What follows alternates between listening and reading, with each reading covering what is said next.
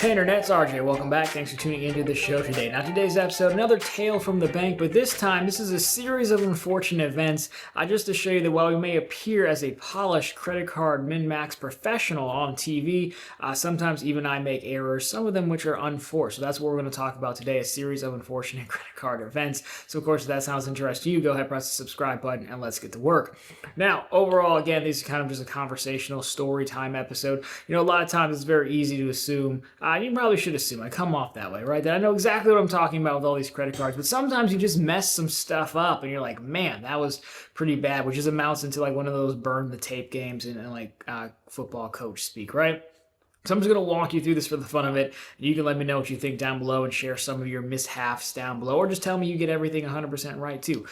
So as been well documented here, you know, Smartly went away. It was US Bank's 4% credit card. It's technically still out there, but they changed the terms. I don't want to rehash the whole thing. We've covered it a long time. But so when it changed, I had to go through and rework my whole credit card setup, mainly get a new catch-all credit card, right? Because I don't want to keep using Smartly.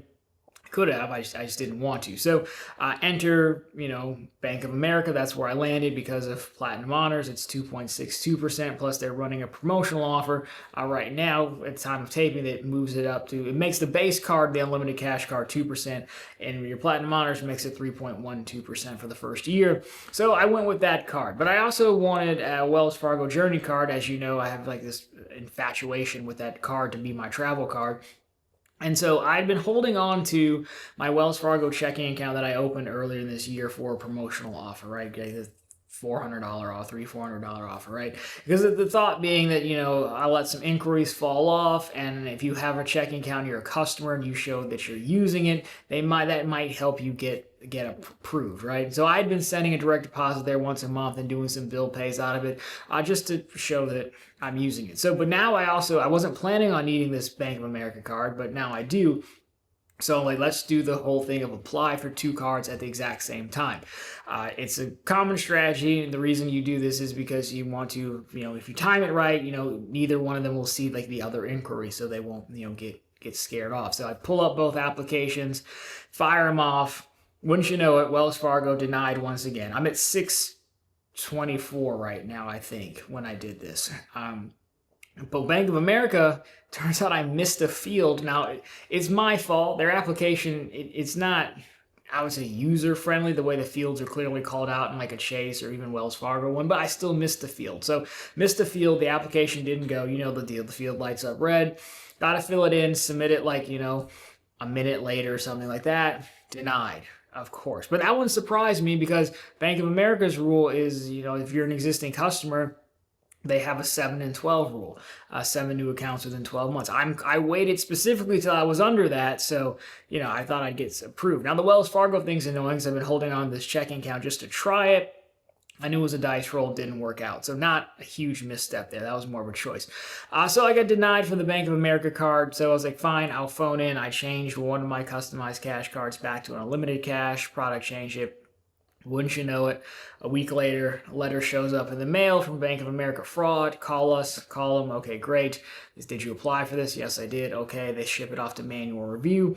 Didn't hear anything. Like a week and a half goes by, and then I'm actually approved for the cards. Now I have 2 unlimited cash cards. So call back in, product change one to back to a customized cash. So not too bad. 3 customized caches, 1 unlimited cash. So that part ended up working out. However, the funny part is the whole reason, to want, multiple customized caches is because I had one that was specifically labeled YouTube Online, which means it pays for like the subscription services for like website hosting for profitablecontent.com, the spam blocker you have to use to block comments, the Google workspace so you can get like your email and stuff, and also ads. I run ads for this channel to get subscribers because like for whatever reason people just don't subscribe normally. You could fix that right now, by the way. And while subscribing is just a vanity metric, I'm vain and want the metric, so I want the 100,000. So anyhow, I had been putting those ads on my customized cache with online set as the category, thinking that I was getting 5 1/4 back. Turns out Google Ads is not supported as a 5.25% category, which I knew, but I think what happened was when they rolled out Google Ads for behind the scenes baseball, for anyone who cares, you could always run ads in Google Ads outside of YouTube, but eventually they rolled it into YouTube Studio, which is where all the back end stuff happens. And I think when it first came out, it was just coding as Google, which works, but somewhere along the line it switched to Google Ads, which is very clearly advertising, so it stopped triggering the extra percentage. But I didn't know that. I might not even be 100% right. I could have just screwed it up from the beginning. So all that to say, this entire time I've had that card in there thinking I'm getting 5.25 back on these ads, when that is not the case. I'm getting just the 1% back, or whatever 1% would be from me with the Platinum Honors deal. So not optimal. When in worst case, it should have been the Smartly card in there at 4% when I had that. So that was a big miss, because that's probably been running for like a year or so. I don't know when the change happened. I didn't go back and look all the way, but not a great look for someone who's trying to maximize categories. What makes that part even worse is that I had maxed out my other customized cash on credit card funding, opening my U.S. bank checking, business checking accounts, right? They offer $3,000 in funding on a personal, on a business checking and business savings. So it's new iPhone season, and I always get the new phone because I just do what Daddy Apple commands. So I was starting to buy my Apple gift cards, because that's the easiest way to do it, because I'd maxed out my customized cash. Or I thought I had maxed out my customized cash because of the ads. Turns out I had not. And by the way, the way I noticed this was they actually did add a status tracker in there for your spend, your $2,500 in a quarter spend, but it's buried deep down in there. When I looked at it, I was like, well, that can't be right. This is like $40. It should be like close to maxed out, but didn't realize it till I was too late. So anyhow, normally I would just, buy the phone online outright from Apple, 5.25 from online. It would definitely work. But I thought I was maxed out, and I got all changed up on the product changing, so I don't have a third one now. So I was buying Apple gift cards, and wouldn't you know it, they didn't make the Pro Max phone in black, which I understand is a stupid reason, but out of all the things that have happened in the world this year, that was probably the one I was most upset about. So this is just the 16 Pro Max. Now, I didn't need another one. That's neither here nor there, okay? I know I don't need the lecture, but they didn't make it in black, and I thought a lot about it. I was like, I could just buy the silver one. It's not that the silver one just doesn't look good, but clearly the channel theme, it's black, and that carries through to real life too, off of TV. And so I was very upset about this. You can ask my buddy JD in my Discord and a few other people who I talked to for like a solid hour about this, who just had to listen to it. So I ended up not getting it. I thought about, you can just wrap the phone. I was like, that's a lot of extra work and extra money. So I did not get it. But now I have all these Apple gift cards that I was starting to buy. And yes, you probably should have waited until, the phone was announced, but they've made black since the iPhone 3G. So, they didn't this time. So now I have all these Apple gift cards that I can't use. I bought on my Amazon card. What I can't use is, I can use them, but it's going to take a while. So I go to use them. I load them in. I was buying them $500 at a time off Amazon, just loading them in there. Had no issues. And so I was like, well, look, I'll replace the case on this. I'm going to keep it for another year because it is black. The other case was chewed up. I'll get another case, and I'll get some of the new AirPods Pro. And since I have the money, you can buy these things cheaper elsewhere, but since I'm locked into like $1,000 Apple gift cards, might as well. So go online to buy this stuff on the Apple app, and it just keeps airing out. It says your credit card is declined, but I'm using the gift card balance. Long story short, I spent like 3 hours round trip over like 2 phone calls talking to Apple support, who is nice, much nicer than banking.